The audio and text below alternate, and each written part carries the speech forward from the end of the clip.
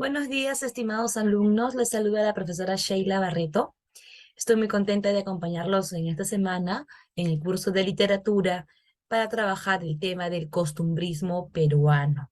Vamos a conocer las características de este movimiento, vamos a conocer sus vertientes y además vamos a trabajar una obra que es bastante interesante llamada Ñacatita. Estoy seguro que en alguna oportunidad, seguramente en el colegio, ¿no? Han leído seguramente esta obra Ñacatita o tal vez algún fragmento o de repente has escuchado el resumen de esta obra. Bueno, hoy día vamos a profundizar en el análisis de esta. Los objetivos de esta sesión son conocer el contexto histórico y las características del costumbrismo peruano, reconocer qué vertientes se desarrollaron durante esta época. Estamos hablando del criollismo y el anticriollismo. Y finalmente, como te lo había comentado, describir y analizar la obra Ñacatita del gran Manuel Asensio Segura. Es importante comprender algo, alumno. El costumbrismo peruano se desarrolla durante la primera etapa de vida republicana del país. Es un momento un tanto convulsionado políticamente. Recuerda que se da inicio a la República y es una época de transformaciones. De alguna forma, este contexto histórico va a influir notablemente en las obras literarias también. Bien, entonces el contexto dice, el inicio de la República en el año 1821. Bueno, nosotros conocemos esta fecha como una fecha, digamos, simbólica, ¿no? La fecha cívica en que celebramos. Hace poco hemos celebrado el, el, el bicentenario, ¿no? El bicentenario de la independencia del Perú, ¿no? Pero es realmente hasta el año 1824, ¿no? Donde los españoles han sido derrotados en la batalla de Junín y en la batalla de Ayacucho, donde ya podemos decir que formalmente se ha liberado de los españoles, ¿no? Porque mientras tanto en esos años todavía la economía y la política estaban en manos de españoles, ¿de acuerdo? Por varias décadas se busca una estabilidad económica, política, social. No es tan fácil, recuerda que es todo un proceso, ¿no? Hay enfrentamientos caudillescos y militares por el poder. Eso es lo que va a caracterizar este periodo. Durante este tiempo se desarrolla el primer militarismo. En 1827 se encarga al Congreso de la elaboración de una constitución política. El país comienza así, formalmente, su vida independiente. ¿Qué piensas tú de ello, alumnito? ¿Cómo era la vida en ese entonces, con un país que ha anhelado tanto su independencia y que por fin ya se dio, por lo menos en papeles? Digo por lo menos en papeles porque en la realidad realmente hubo cambios trascendentales. Dice, las guerras de la independencia habían expuesto el Perú a las ideologías del capitalismo industrial y las ideas liberales. El contraste entre esas ideas y la realidad social y económica del Perú del siglo XIX crea un desequilibrio entre esperanzas y realidades. Claro, si bien es cierto, ya no había un virreinato, ya no teníamos que llamar a tal virrey, ¿no? Ahora había un presidente de la República, ¿no? Teníamos que decir señor presidente, ya no virrey, ¿no? Sin embargo, esta, esta formalidad en la vida cotidiana de los peruanos no va a cambiar, no va a representar una transformación real, concreta, que sea representativa. Esta, digamos, el documento, los papeles, la proclamación, proponía la igualdad, la libertad de todas las personas, ¿no? Pero obviamente, y tú por historia debes saber mejor que yo sobre este tema, obviamente esta mejora, esta libertad y el concepto de igualdad nunca se dio, ¿no? Y si se dio las mejoras, pero para las clases dominantes, las herederas de las élites, la gente de poder, que estaban casi siempre encabezados por militares, ¿no?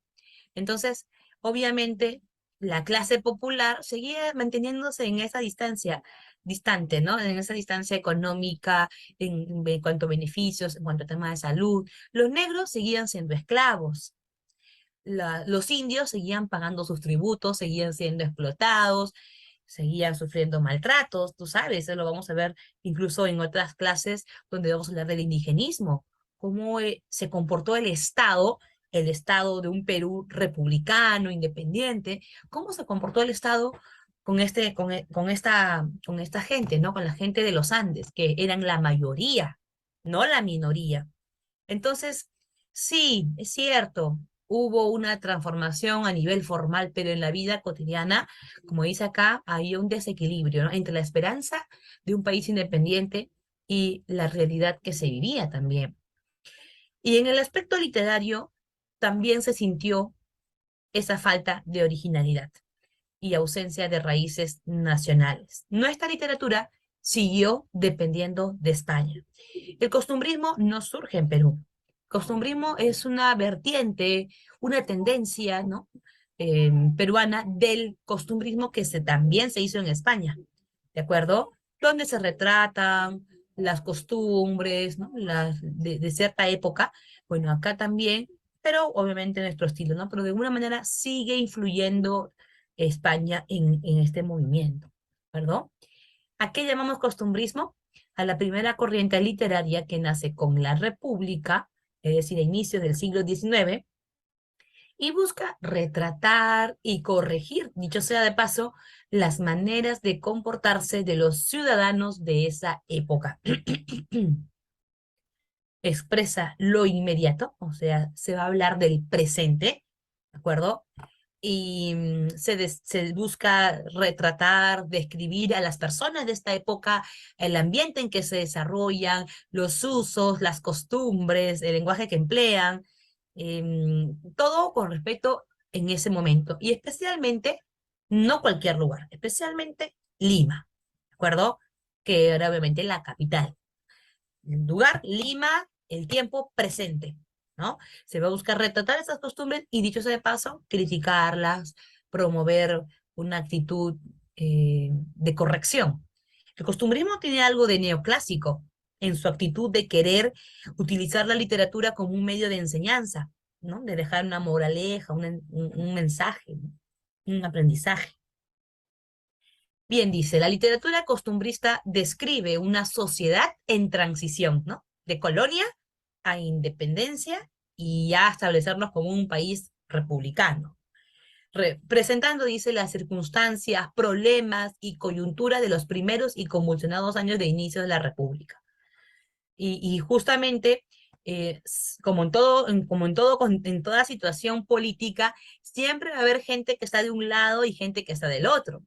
Por ejemplo, hay gente que todavía no estaba de acuerdo con la independencia, que hubieran preferido seguir bajo el gobierno de España, que aquí no había, digamos, las autoridades convenientes, idóneas para gobernar. Habría gente conservadora que sería a favor de la colonia, ¿no? Y habría otra gente que más bien tenían ganas o ideas liberales, ¿no? Entonces, de ahí también vamos a hablar esto hoy día, esas miradas diferentes que generaban pues una especie de conflicto también, ¿no? Dice, los escritores costumbristas presentan las frustraciones de la ascendente clase media y la decadente clase alta, la aristocracia. Por otro lado, cabe señalar que en el costumbrismo confluyen los aportes del neoclasicismo, te lo dije hace un ratito, porque tiene un intento de querer enseñar. Los neoclásicos buscan dejar una enseñanza a través de sus obras. Bueno, estas obras también se proponen eso. Se propone poner en evidencia las malas costumbres que se dan en esta época, digamos, los valores con los que no se está de acuerdo, ¿no? Para poder de alguna forma corregirlo, mejorarlo, ¿de acuerdo? Hay una intención didáctica, entonces, y moralizante, ¿ya? Pero es un neoclasicismo en declive, ¿no? Recuerda que ya estamos en el siglo XIX, el neoclasicismo se desarrolló durante el siglo XVIII, o sea, todavía toma esa naturaleza didáctica del neoclasicismo, pero recuerda que ya está terminando, y a la vez está tomando algo del romanticismo, ¿no? El romanticismo emergente, en donde se evidencia el romanticismo en el amor por lo nacional, por lo popular, al momento de intentar retratar las costumbres, el folclore, las tradiciones de ese espacio, ¿no? En este caso, el espacio peruano, en este caso Lima. Ese es el costumbrismo. ¿Cuáles son las características? Se caracteriza por la descripción verosímil. Verosímil significa que intenta parecerse a la realidad. Perdón, se caracteriza por esa descripción que se acerca, se aproxima a ser un reflejo de la realidad, de usos, de costumbres, de modos de vida, personajes típicos de la época, cómo era la educación, las formas de vestir, cómo eran las diversiones en la época, la forma de gobierno, la vida social de la capital. Todo eso se va a evidenciar. Apego a la realidad inmediata, al ambiente local. Ya les dije, ¿no? El costumbrismo no se concentra en el pasado, ¿no? No añora la época colonial todavía, no. El costumbrismo retrata todo lo que se está viviendo en ese momento, tanto lo bueno como lo malo, ¿de acuerdo? Pero es el presente lo que se toma en cuenta. Busca la identidad de la nueva estructura de la sociedad después de la independencia. Claro, ya sabemos que habrán muchos que quisieran sentirse pues descendencia española, otros descendencia andina, entonces va a haber ese conflicto todavía, el problema de la identidad que probablemente, si te das cuenta, hasta el día de hoy, ¿no? Hasta el día de hoy hay mucha gente que, que se cuestiona, ¿no? ¿Cuál será su ascendencia? ¿Cuál es su origen? Si pertenece a familia de españoles, si se sienten plenamente andinos, peruanos, identificados con una cultura autóctona. Todavía hay ese rezago, ese conflicto, ¿no? De la identidad. Y en ese entonces era mayor todavía el problema. Uso de un lenguaje claro, sencillo y mordaz, ¿ya? Porque tiene una tendencia a la crítica, a la burla, a la sátira, ¿ya? Trata de ser bastante irónico con su mensaje. Ahí está la influencia neoclásica también, ¿no? Porque cuando se busca criticar es porque quiere ridiculizarse una imagen. Por ejemplo, Ñacatita. ¿Qué quiere el autor cuando intenta eh, ridiculizar la imagen de Ñacatita? Quiere que tú no seas una Ñacatita. Quiere que no te conviertas en esa persona. O sea, se ridiculiza a las mujeres que eran como Ñacatita con el fin de exponerlas así al ridículo para que no sean así. Y las ñacatitas en su época abundaban. Hoy en día, bueno, las ñacatitas ya están estudiando, ¿no? Pero en su época abundaban. Vamos a ver qué eran las ñacatitas, ¿de acuerdo? Hay una actitud moralizante y pedagógica, esa es la actitud de enseñar algo, es la actitud neoclásica, y la manera en que se expresaban estas ideas principalmente era el teatro. Ñacatita es una obra teatral, por ejemplo, las comedias de costumbres, y el periodismo y también la poesía festiva, a través de letrillas, epigramas, pero principalmente teatro y periodismo. Bueno, eh, el costumbrismo tiene dos vertientes, ¿ya? El anticriollismo y el criollismo, ¿ya? ¿Quién es la imagen, quién es la representación del anticriollismo? Felipe Pardo y Aliaga. Él, obviamente, pertenece a la élite peruana, eh, hijo de un español. Él viaja a España a educarse por allá y trae, ¿no? Trae esas ideas, ese aporte del costumbrismo acá, a Perú, ¿de acuerdo? Y su crítica, su mirada, está enfocada en ser una persona conservadora. Él prefiere seguir con la colonia y va a criticar en realidad todo. Su mirada anticriollista hace que él critique eh, todo, las costumbres, los valores que se hayan formado. Hay una obra que se llama Frutos de la Educación, en donde el autor critica, acá están las obras, critica una danza como es la danza de la zamacueca. estaba muy de moda en esa época, pero que él le parece mal por la forma en cómo la mujer exponía, ¿no? Sus movimientos. Entonces, él es una persona que gustaba muy poco de esta naciente democracia, siente un desprecio por lo popular, por lo criollo y lo manifiesta, ¿de acuerdo? El anticriollismo, dice, encarna el absolutismo sobreviviente, encarna el colonialismo.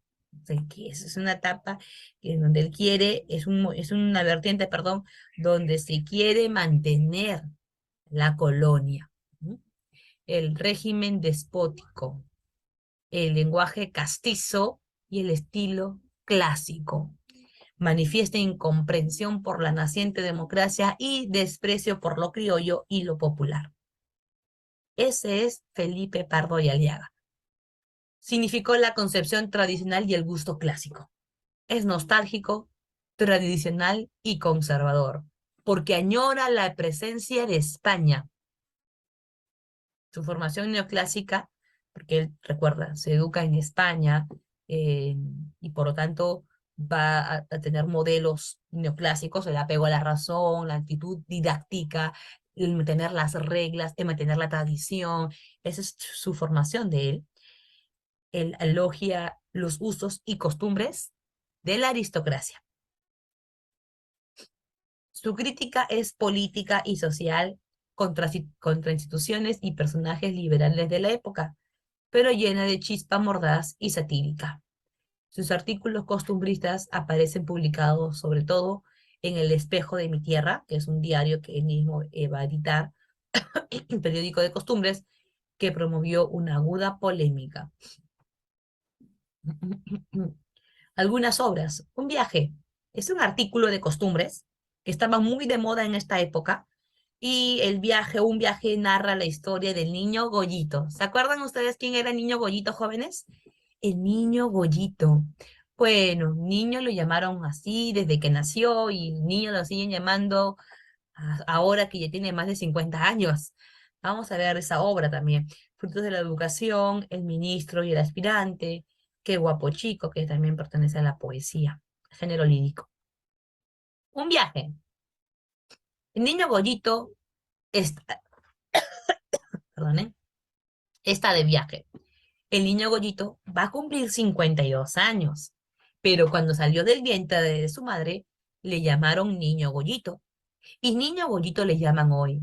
Y niño Goyito lo llamarán 30 años más, porque hay muchas gentes que se van al panteón como salieron del vientre de su madre. Ahí está la actitud no clásica, alumno. Está criticando que hay gente que con el paso de los años no madura, con el paso de los años se mantienen así, tal como dice él, ¿no? Vinieron al mundo, donde no han crecido a pesar que pasaron los años, pero su mentalidad sigue siendo la misma de antes, ¿no? Hay una actitud romántica, ¿no? ¿Qué pasó? El niño Goyito tenía que decidir el viaje, pero para decidirlo se tomó unos 3 años, consultando amigos, consultando conocidos, si le convenía o no viajar a Chile. Después de recibir tantas sugerencias, se decide viajar. Y para viajar, para organizar su viaje, mejor dicho, tomaría unos 6 meses más. Y no él solo, sino un montón de empleados a su disposición. Obviamente lo que está criticando acá es esa actitud engreída de las clases dominantes, ¿no? De las élites. Porque cuando él viaja, por cierto, la gente está llorando, pero ese viaje se convierte en un acontecimiento notable, como cuando hoy día decimos antes de pandemia y después de pandemia, en un viaje, el viaje del niño Goyito representó una, un acontecimiento temporal importante, ¿no? Cualquier cosa o cualquier hecho que queríamos resaltar, diríamos, antes del viaje del niño Goyito o después del viaje. No, después del viaje, ok. Era un hecho ya notable. Ha fijado una época de eternas recordaciones, la ha constituido una era con la cristiana, como la de la Égira, como la de la fundación de Roma, como el diluvio universal, como la era de Nabonazar. O sea, obviamente está exagerando este viaje con el fin de ridiculizar el engreimiento de la clase dominante, de la aristocracia, ¿no? Un viaje, entonces, es un artículo de costumbres publicado en El Espejo de mi Tierra en el año 1840 y que critica la clase aristocrática, clase a la que pertenece el mismo Felipe Pardo y Aliaga, porque Felipe Pardo y Aliaga suele criticar todo, incluso estos, estos pocos valores que se tienen en, en ese periodo. ¿Qué temas se abordan? La sobreprotección y la crítica al modo de viaje en este caso, ¿no? Luego tenemos otra vertiente, es la vertiente criollista. Aquí la imagen del criollismo es Manuel Asensio Segura. Cuentan pues que mientras que Felipe Pardo y Aliaga se reunía en su casa, que era muy adinerada, ¿no? Era de la élite, tenía pues sus recursos, ¿no? Y se reunía pues con la gente de la élite también, ¿no? La aristocracia, la gente de su entorno. Ya Manuel Asensio Segura se reunía en los bares, en las tabernas, donde se reunía con gente y donde disfrutaban mucho del folclore, de la música, de tocar el cajón, todo lo que tenga que ver con la cultura popular, ¿no? Entonces él era más apegado a las expresiones populares, criollas. Él no renegaba de eso. Él renegaba de la falta de valores, pero no de estas costumbres que están surgiendo en ese momento. Por eso él representa a la vertiente criollista, representa la democracia en ciernes y el liberalismo, la igualdad de la ley, el gusto por lo popular y los cuadros típicos de la sociedad. Matiza su arte con expresiones criollas. Él es un liberal, mientras que Felipe Pardo y Aliaga es un conservador que está con la colonia. Manuel Asensio Segura es un liberal que está con la independencia, con la república. ¿De acuerdo? Bien, Manuel Asensio Segura es el representante de una clase media emergente y eso se va a ver en sus obras también. Sus personajes son de la clase media, ¿de acuerdo?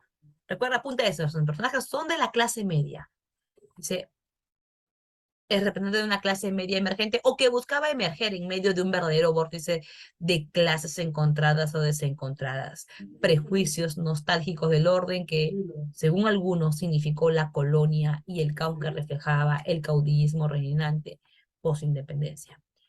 Es considerado el padre del teatro nacional porque logra hacer confluir en una obra teatral personajes típicos, criollos, propios de la Lima del periodo costumbrista. En su estilo, hace uso frecuente de modismos, términos coloquiales y populares. Eso lo vamos a ver ahorita. Esos modismos, estos giros, estos refranes populares, lo vamos a ver ahorita. Cultivó tres géneros, el narrativo, el lírico y el dramático, resaltando obviamente en el género dramático.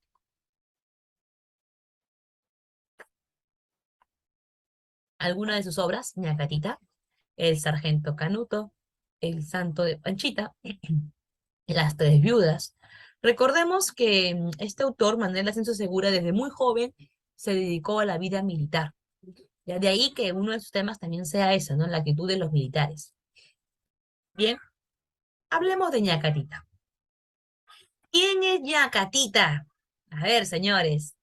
Ñacatita es una mujer eh, ya entrada en años, que suele involucrarse en los problemas de otros, pero no exactamente para darle solución.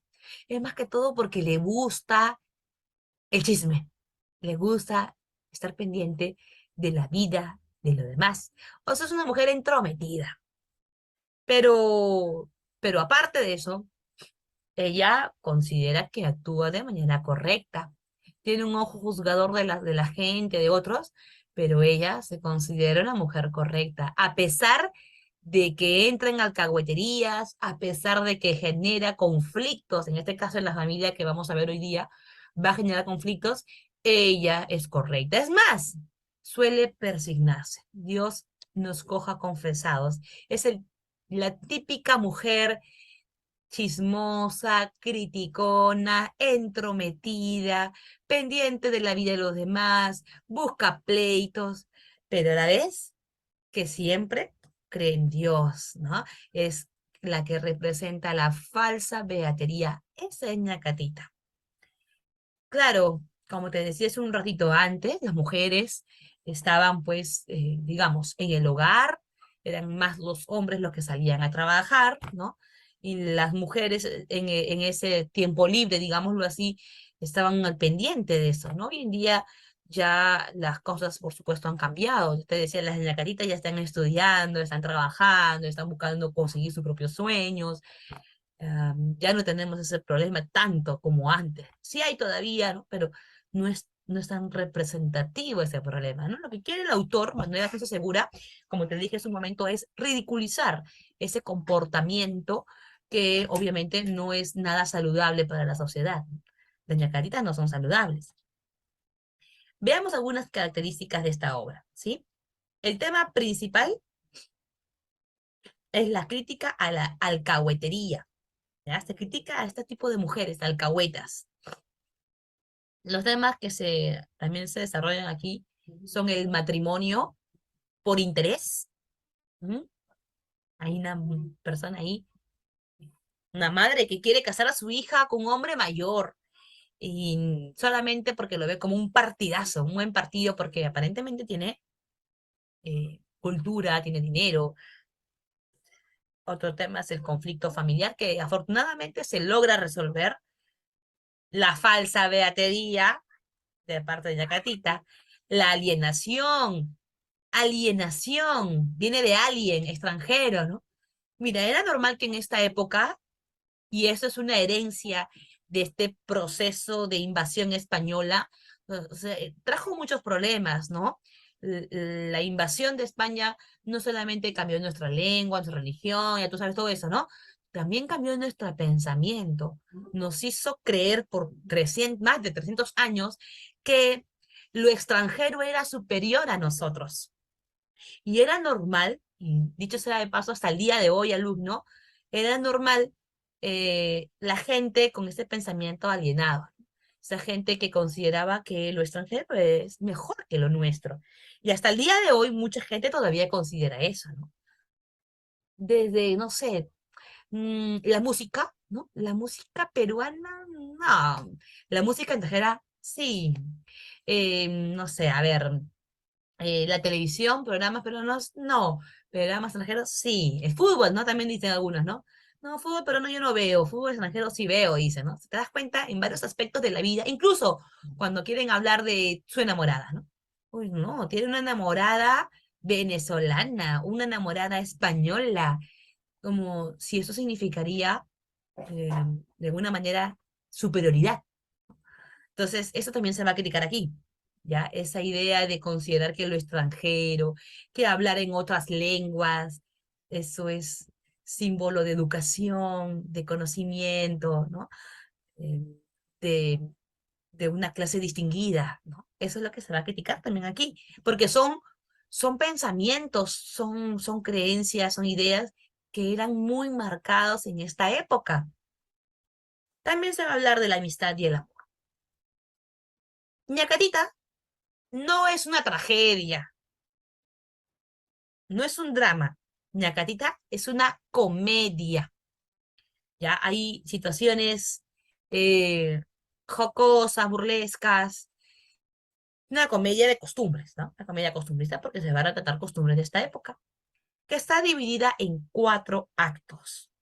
Y si bien es cierto, es una obra teatral, te vas a dar cuenta que está escrita en verso octosílabo. Ahorita lo vamos a ver. No está en prosa, está en verso.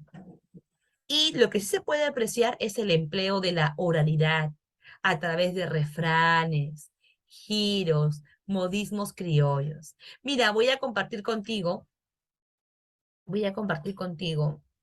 este tema, perdón, voy a compartir contigo eh, eh, Permíteme un segundito. ¿Dónde está el archivo? Vamos a ver. Ah, acá está. Lo voy a compartir contigo para que puedas comprender de lo que te estoy hablando. Mira, esta es la obra Ñacatita. Aquí te muestran los personajes, una comedia, dice, de 4 actos. Personajes, Ñacatita, protagonista. Doña Rufina, ella es la mamá de Doña Juliana. Su papá de Doña Juliana es Don Jesús. El señor con el cual lo quieren casar, porque aparentemente es un hombre de mucha cultura, de mucho conocimiento, es Don Alejo. Pero Juliana en realidad está enamorada de Manuel, ¿ya? Y aparece por ahí Juan. Juan es el personaje que interviene para cambiar el rumbo de la historia.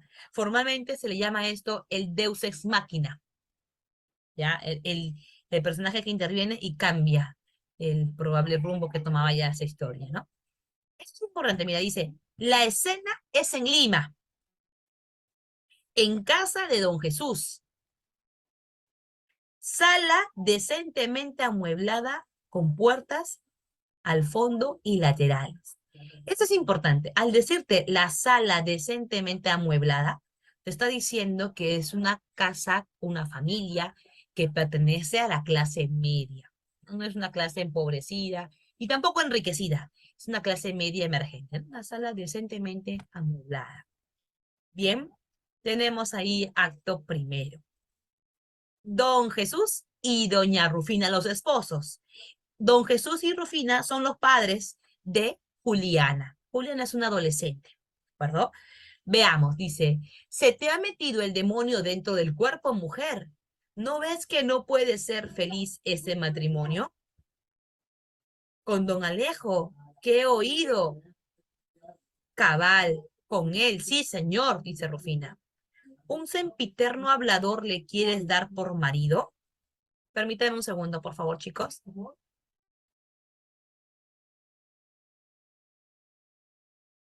Mil disculpas, chicos. Continuamos.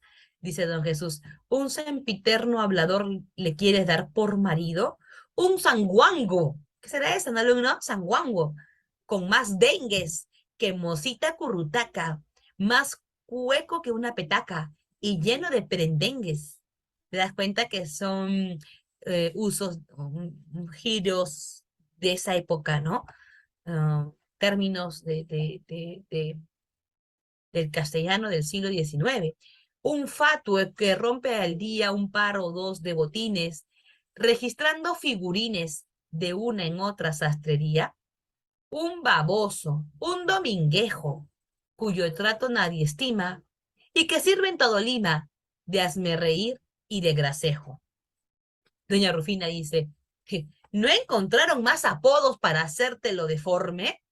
Pues los que han dado el informe mienten hasta por los codos. Les sobra pechuga, rojo para ser malo. Lo bueno. Rufina considera que don Alejo es bueno, ¿no? Am, ven la paja en ojo ajeno y no ven la viga en su ojo. ¿Querrán para yerno tuyo un mozo zarrapastroso, torpe, feo y andrajoso? ¿Cara de sango con yuyo? No, señor. El tal Manongo, haciendo alusión a Manuel, el verdadero amor de su hija, el tal Manongo no se casará con mi hija. Vaya y llene su vasija con agua de otro porongo. Ahí te das cuenta de esas expresiones, ¿no? Pero escucha mis razones, mujer de todas mis culpas, a ver si encuentras disculpas a estas justas reflexiones. Sabes que Manongo, ahí te cuenta quién es Manuel. Sabes que Manongo es hijo de un hombre a quien aprecia y con el cual milité en el batallón de Fijo, cuando fuimos con Pezuela al Alto Perú los dos. A él debí, después de Dios, la vida. Ah, mira, este hombre, este amigo, le salva la vida y lo único que le pidió es que cuide de su hijo Manuel. Por eso Manuel es un huérfano. Por eso Rufina no quiere que su hija se case con un hombre huérfano porque es un hombre pobre, sin herencia, sin beneficios. Y a don Jesús lo único que le importa es que don Manuel es un hijo de un hombre que le salvó la vida. Eso para él es valioso. Ahí te das cuenta de la actitud neoclásica, ¿no? O sea, a mí no me importa el tema económico, me importa lo que representa para mí don Manuel. Don Manuel es el hijo del hombre que me salvó la vida y el que, por supuesto, se le debe gratitud. Porque doña Fina le dice, ¿no? Dale la muela, dice, ¿no? Es una expresión como para decir de nuevo con lo mismo, ¿no? Tan decantado servicio, con usura le pagaste, dice, ¿no? O sea, ya hemos criado manongo, ¿no? Nunca hay servicio que baste a pagarte el beneficio, se trata de tu vida, ¿no? Muy poco antes de su muerte, como sabes, me llamó y llorando me encargó de ese muchacho la suerte. Yo entonces le prometí tratarlo como hijo mío, y he de mostrarle desvío sin justo motivo, ¿vi? ¿Te das cuenta? Es una obra en verso, ¿no? Mira, muerte, suerte. Prometí, di, mío, desvío, ¿no? Hay rimas, una rima consonante, es verso, ¿de acuerdo? ¿Acabó usted, don Jesús? Le dice doña Rufina. ¿Acabé? ¿No? ¿Contenta? Pues bien, haga usted de cuenta que no ha dicho chus ni mus. La gente esas expresiones. Mi hija no se ha de casar con un mozo estrafalario, de cuyo trato ordinario se tenga que avergonzar, ni con ningún homo bono que a su padre se parezca, que le empañe y le embrutezca. Se verá tal desentono. ¿Qué es esto, pues? ¿Hasta cuándo? Salgamos de capa rota, ese mozo está en pelota y es a más un burro andando. Vaya a otra parte a hacer nido y no arme más alboroto. No falta un zapato roto, nunca para un pie podrido. Qué maravilla, ¿te das cuenta? Eso es propio de este periodo, ¿no? Vamos a continuar, ¿no? Entonces hemos visto refranes, giros, modismos, vemos que está escrito en verso, principalmente el octosílabo. El octosílabo quiere decir que cada verso consta de 8 sílabas métricas, con rima consonante, ¿ya? Se incluyen extranjerismos, o sea, son palabras que proceden de otras lenguas, especialmente del francés. Presenta personajes tipo y cari- caricaturizados, es decir, que tienen forma de caricatura, ¿no? En este caso, doña Catita, don Alejo, doña Rufina, son bastante tienen forma de caricatura. Qué término tan complicado. Usa el humor y la sátira para criticar las costumbres. Ahí vemos la influencia de las obras neoclásicas. Dice el sí de las niñas y el avaro. Sí, mira, especialmente el sí de las niñas, ¿no? Porque en el sí de las niñas, no sé si tú en alguna oportunidad has leído, pero prácticamente tiene la misma trama. Se trata de una madre, doña Irene, que quiere que su hija se case con un hombre mayor. Se trata de don Diego, ¿ya? Para recordar un poquito nada más, ¿ya? El sí de las niñas. Es una obra neoclásica de la literatura española. El autor es Leandro Fernández de Moratín, donde nos cuenta que don Diego, un hombre ya entrado en años, un hombre mayor, se había ilusionado con una niña, una jovencita de 16 años, doña Paquita o doña Francisca, ¿de acuerdo? Porque claro, la madre, doña Irene, que sería en esta ocasión, en esta novela, en esta obra, doña Carita sería doña Rufina, pero en ese entonces era doña Irene, la madre de Francisca, la que le dice a don Diego que su hija está perdidamente enamorada de él. Don Diego lo duda, pero ya que su madre lo dice, y bueno, piensa que de repente, aunque para él ya hayan pasado los años, de repente no es imposible creer que el amor todavía pueda tocar su puerta, ¿no? Por eso confía y se va a casar con él. Pero el problema es que doña Paquita realmente no está enamorada de don Diego. Realmente doña Paquita está enamorada de don Carlos. Pero don Carlos no es cualquier persona, don Carlos es el sobrino de don Diego. Y don Diego no es cualquier tío, don Diego crió a don Carlos y don Carlos está donde está gracias a don Diego. O sea, don Carlos le debe mucho. Al final, don Carlos renuncia a Francisca y don Diego se entera de eso y al enterarse que de verdad Francisca no está enamorado de él, sino que está enamorada de don Carlos, su sobrino, Don Diego, muy racional, muy neoclásico, lo que hace es dejarlos libres para que su amor triunfe. Era algo ilógico que la niña se case con él si no lo amaba. Y es ahí donde don Diego dice, los padres no deberían obligar a las niñas a decir sí cuando no quieren hacerlo, porque es el sí de las niñas, ese sí obligado que era muy normal en esa época, ¿no? La gente, estamos hablando del siglo XVIII, siglo XIX, era normal que los padres eligieran el esposo a la niña, pero su elección no estaba basada en el respeto, los valores, el amor, sino en la conveniencia. Era uno, lamentablemente, uno de los, por decirlo entre comillas, los valores de la sociedad. Entonces, eso se critica en la obra, es una obra neoclásica, escrita en las niñas de la literatura española, y esa trama es muy parecida en lo que vamos a encontrar en Ñacatita. Es muy parecida, ¿no? En este caso, don Diego, en Ñacatita, ¿no? En Ñacatita, vamos a ponerlo así, ya, en Ñacatita, ya, don Diego sería, pues, don Jesús, ¿no? Don Jesús. En vez de Francisca, sería doña Juliana, doña Juliana, ya, doña Juliana, la jovencita, y en vez de don Carlos sería el tal Manongo, ¿no? O más conocido como don Manuel, ¿de acuerdo? Pero bueno, con diferente trama, obviamente, ¿no? Diferentes situaciones, pero la idea la idea básica es la misma, ¿no? Es el triángulo amoroso, bueno, en este caso, no tanto como triángulo, perdón, acá me confundí, perdónenme chicos, no es don Jesús, aquí el pretendiente es don Alejo, perdón chicos, ahí está, don Alejo, ¿no? Triángulo amoroso. La madre, que aquí es doña Irene, aquí es doña Rufina, la niña Catita, doña Rufina, ve a don Alejo como un partidazo, es una oportunidad que su hija no debe dejar pasar, ¿no? Hoy en día se ve así también, hoy día hay gente que se quiere casar con personas solamente porque tiene dinero, ¿no? Y su niña, doña Juliana, no quiere casarse con don Alejo porque no le gusta, porque no lo quiere, ella quiere tener una relación con don Manuel, de él realmente está enamorada, y don Manuel también le corresponde, ¿no? Entonces, bueno, en este caso, don Alejo no es el que va a ceder, ¿ya? Sino que don Alejo va a ser descubierto. Se va a conocer las verdaderas intenciones de don Alejo. Don Alejo estaba casado, imagínate. Doña Rufina decía que ese es un partidazo, pero realmente era un hombre que había mentido todo el tiempo, era un farsante, ¿no? De hecho, pasaba por una persona de culta, de persona interesante, eh, de la clase alta, y sin embargo no era más que un pobre diablo, ¿verdad?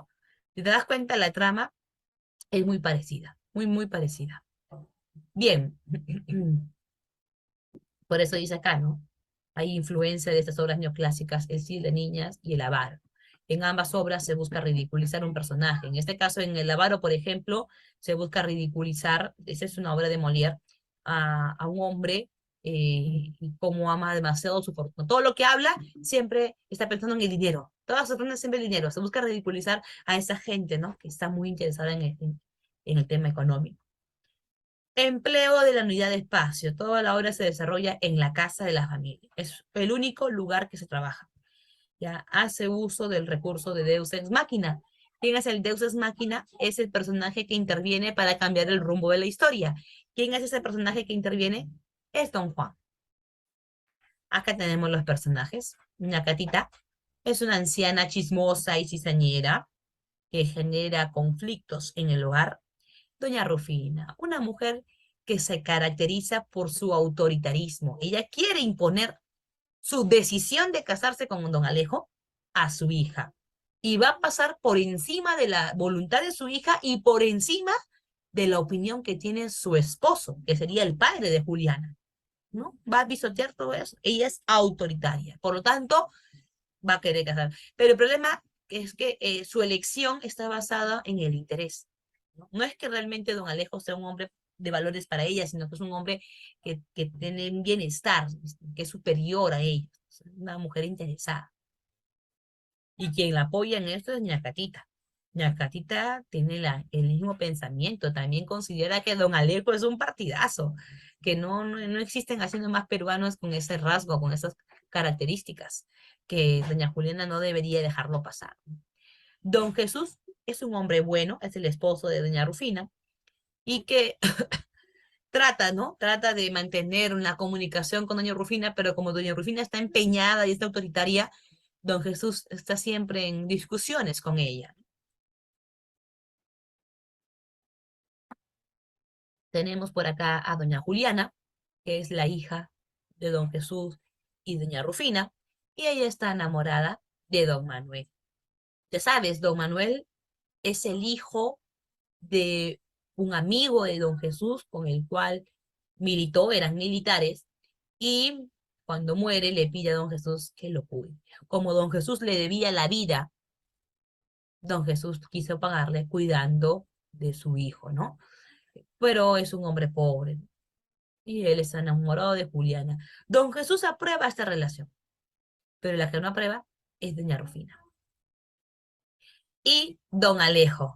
Don Alejo es un hombre interesado. Si bien es cierto, al inicio se muestra como un hombre pudiente, de clase alta, de mucha cultura, muy inteligente, que conoce otras lenguas, especialmente el francés, ¿de acuerdo? Al final nos vamos a dar cuenta que en realidad es un hombre que tiene esposa, que está en el Cusco, y que más bien él estaba buscando beneficiarse de esta familia de clase media. Es un hombre también interesado. Es deshonesto y es novista. ¿Qué es esnovista? ¿Qué es snob? Es un término del extranjero, del inglés, y que hace referencia a aquellas personas que consideran o que siguen modas, que siguen marcas, que siguen esos gustos extranjeros, porque los creen superiores, por considerarlos distinguidos, y entonces lo inserta dentro de su vocabulario, dentro de sus expresiones, ¿no? Esos son los esnovistas, y don Alejo es uno de ellos. Ahora vamos a ver. Don Juan es el amigo de don Jesús. Él viene de visita y al entrar a la casa se encuentra con don Alejo y dice, oiga, don Alejo, lo he estado buscando tanto tiempo, acá tengo la carta de su esposo de Cusco. Don Juan cambia el rumbo de la historia. Mientras que doña Rufina ya estaba a punto de separarse de don Jesús porque no le dejaba ser quien ella quería ser. Doña Juliana y don Manuel querían irse de la casa porque querían luchar por su amor. Don Juan llega y cambia el rumbo de la historia y todos se unen. Bueno, casi todos, porque don Alejo es botado de la casa, al igual que Ñacatita. Veamos algún resumen. En el primer acto dice, don Jesús le prohíbe a doña Rufina obligar a su hija Juliana a casarse con alguien que ella no ha escogido. Como hemos leído hace un ratito, ¿no? Doña Rufina le dice que su hija nació para casarse con un buen mozo y no con un pordiosero. O sea, haciendo alusión ¿a quién? A don Manuel. En ese entonces llega don Alejo y don Jesús se retira. Vamos a leer un poquito más del fragmento que hace un momento estábamos leyendo. Un poquito más, ¿no? Porque ahí entra, en ese momento, entra don Alejo. Ahí está. En el Senado dice. Don Alejo dice, echemos antes el ente para ver quién anda aquí. Doña Rufina lo ve, que entra a la sala y se emociona. ¡Don Alejo! Y don Jesús entre él dice, sin vergüenza. Doña Rufina dice, hágame usted el favor de callarse, le dice bajito a don Jesús. Don Jesús sigue, ¿no? Pillo. Chito, le dice Rufina. Tenga usted más discreción. Don Alejo dice, hola, es monsieur et madame. O sea, con francés, ¿no?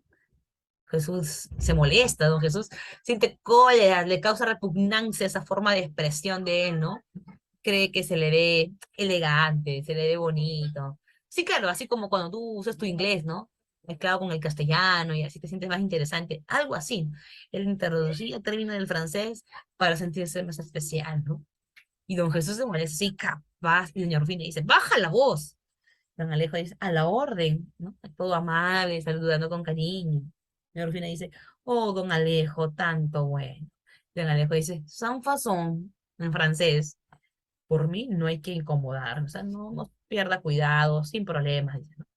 Doña Rufina dice, disparate, no, señor, usted está aquí en su casa. Don Alejo dice, merci, ¿te das cuenta? Su gusto por el francés, ¿no? Doña Rufina dice, no hay de qué. Y Jesús molesto, embrollón, dice. ¿Y cómo un sabá, madame? Le dice don Alejo. O sea, él sigue con su estilo afrancesado. Pues no lo he sabido hasta hoy. ¿Con qué vino usted el sábado? Yo salí, le dice doña Rufina. No es eso, no digo que cómo está usted. Ah, tirando con la tos, dice, ¿no? Goma arábica con ella o ipepacuana, si no. Ahora hay muchos constipados. Irritada es lo que estoy, dice. Mira lo que dice. Entonces, soy de dictamen que tome usted el pancirop. Y cuidado, mucho abrigo, que de una muerte precoz nadie salía. Así lo hago. Très bien, dice, ¿no? Très bien. O sea, sigue hablándole en francés. Ese es el estilo que utiliza este novista don Alejo, ¿no? Y usted, monsieur guapetón, sí, señor, me alegro mucho, gracias. Prudencia, por Dios, le dice Rufina, ¿no? Usted va de promené, le dice don Alejo, según lo que viendo estoy, pero con capa. ¿Quién usa ya ese ropaje español? Parece que usted viviera en los tiempos de Godoy, por de la Edad Media. Yo me he visto como quiero, dice don Jesús. ¿Qué respuesta? ¿Cuándo no? Rufina molesta. Póngase usted un Lord Raglan, que es el traje como milfo, como es necesario, como se pide, dice, ¿no? Donde Rosac compré el mío y pintado me salió. Me costó caro, ¿verdad? Pero es el que sirve hoy, dice. De modelo en todo Lima. No es extraño, tengo yo un gusto tan exquisito y luego me ha dado Dios un cuerpo tan así, expresándose el mismo, ¿no? ¿No es así? A doña Rufina, después de mirarse. ¿Quién lo duda? Sí, señor, dice doña Rufina, ¿no? Entonces, si te das cuenta, constantemente se busca ridiculizar la imagen de don Alejo, ¿no? Ya dice, Rufina pregunta a don Alejo por su ropa y ese le dice que la compra en superfinas y elegantes tiendas francesas, ¿no? Hemos leído eso. Doña Rufina le comenta a Juliana sobre don Alejo. Con esto, esas cosas le impresionan a Rufina, ¿ya? Estas cosas superficiales le llaman mucho la atención, le agradan. Por eso que le va a decir a Juliana su propósito. Hija, este hombre vale un Perú, no lo puedes dejar pasar. Pero Juliana no quiere casarse con ese viejo ni con ningún otro y se va a su cuarto. Doña Catita toca el timbre y le dice a doña Rufina que viene con el estómago vacío. Esa escena también es graciosa, ¿no? Doña Catita entra en la escena y es la típica vecina que entra y se acomoda en tu casa y comienza a pedirte cosas, ¿no? Ay, no me vas a disculpar, no he comido nada, ¿tienes un poco de chocolate por ahí? Y doña Rufina muy amablemente le dice, claro que sí, y le prepara, manda a preparar cosas.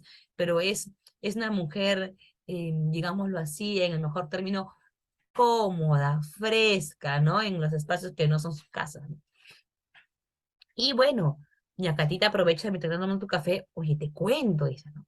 La vez pasada la María, pues, la María, el marido se le fue y en la noche ya entraba otro. Si no fuera que es tremenda esa mujer, ¿no? Dios nos coja confesado, Dios nos perdone si nos equivocamos, pero está muy mal. Era así, era esa mujer que siempre se persignaba y iba rajando de la gente, ¿no? Bueno, entonces ahí en esas conversaciones, doña Rufina le cuenta sobre su decisión de casar a su hija con don Alejo y la reacción que tiene su esposo, que en ese momento se convierte en un estorbo para Rufina, ¿no? La Rufina, y está cansada de don Jesús porque siente que no la apoya. ¿Cómo no se va a dar cuenta? Dice doña Rufina. ¿Cómo no se va a dar cuenta que él es un partidazo, ¿no? Bien me lo decía mi madre, que este hombre era terco, yo terca también ahí con él, ¿no? Y doña Catita, y también le cuenta que Juliana es igual que su padre, que Juliana tampoco quiere casarse con don Alejo, tampoco sabe apreciar el oro que es don Alejo, ¿no? Y Ñacatita le dice, mira, ¿sabes qué? Con tu esposo no hagas nada. Tú a tu esposo dile sí, sí, sí, sí, sí, nada más. No tienes nada que discutir con él. Tú tienes que agarrar a tu hija y a ella tienes que obligarla. O sea, Ñacatita comienza a entrometerse, a meterle ideas a doña Rufina, ¿no? A, digamos, a reforzarle su postura de que está en lo correcto, de que tiene que obligar a su hija a casarse, ¿no? Y a incitar a que, en vez de que solucionen los problemas y que comprenda la decisión de su hija o la decisión de su esposo, no, a que se imponga, a que ella sea la que tiene que ganar.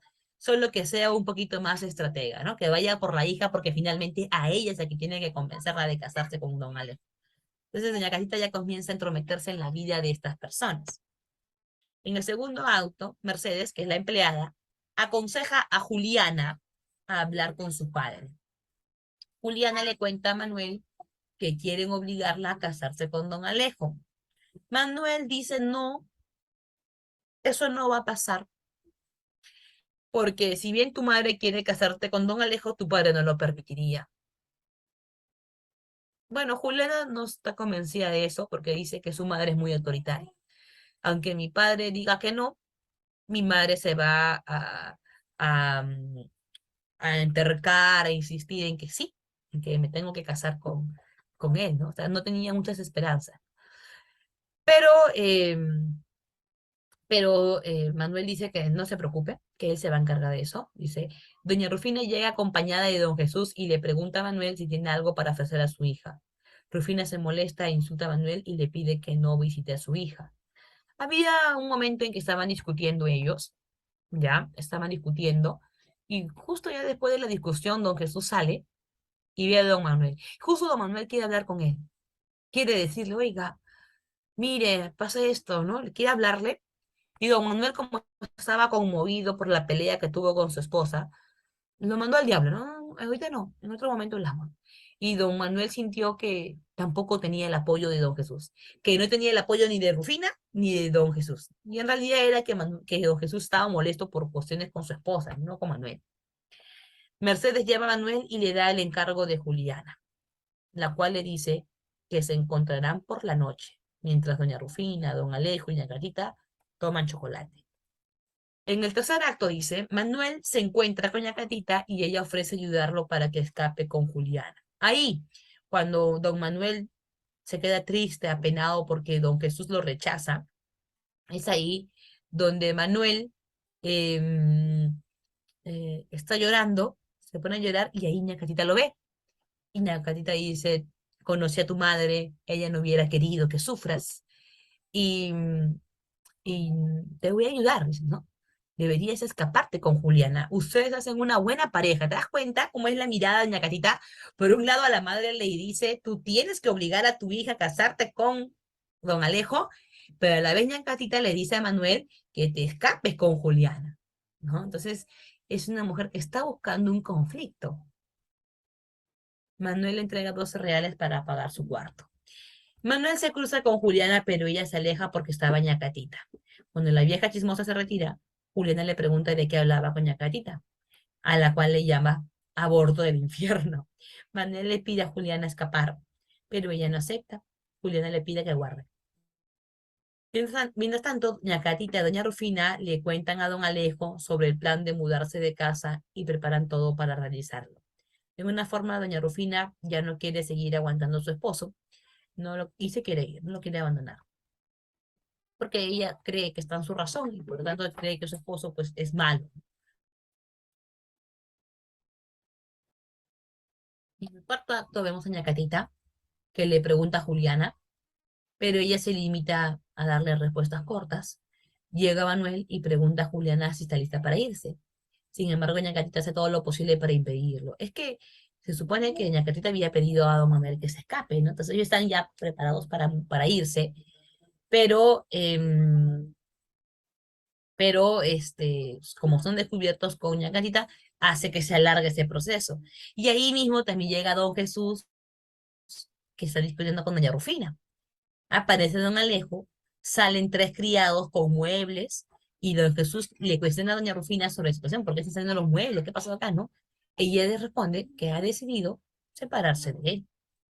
Llega don Juan a la casa de la familia, ahí está la entrada de don Juan, ¿no? Reconoce a don Alejo y le da una carta de su esposa, ¿no? Y todos se quedan sorprendidos. ¿Esposa? En el Cusco, obviamente ahí doña Rufina se queda avergonzada por haber confiado en un hombre que en realidad era un farsante, ¿no? Don Jesús bota a don Alejo y también de paso a doña Catita por ser entrometida. Doña Rufina se muere de la vergüenza, pues intentó casar a su hija a la fuerza. Don Juan intercede para reconciliar a don Jesús con su esposa, quien promete que será más obediente. Ahí es interesante cuando don Jesús le dice a su esposa, no te confíes en nadie, ni en el bueno ni en el malo.